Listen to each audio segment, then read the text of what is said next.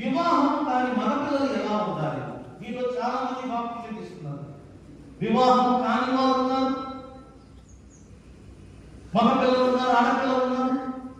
వివాహం అయిన స్త్రీలు ఉన్నారు, పురుషులు ఉన్నారు. ఫస్ట్ నేను వివాహం కాని ఆడపిల్లల గురించి, మగపిల్లల గురించి బైబిల్ ఏం చెప్తుందో చూద్దాం. కోరుచున్నాను. ఎలా ఉండాలని పౌలు కోరుతున్నాడు చెప్పండి. మీ జీవితం అంతా ఎలా ఉండాలన్న చింతలే ఏంటి తెలిసిన దిగులు. ఈ భయం వచ్చినప్పుడు చూడండి, బీపీ లెవెల్ పడిపోవడం పెరగటం, షుగర్ లెవెల్ పడిపోవడం పెరగటం. దీని వలన కొన్నిసార్లు బ్లడ్ క్లాట్ అవుతుంది బ్రెయిన్లో.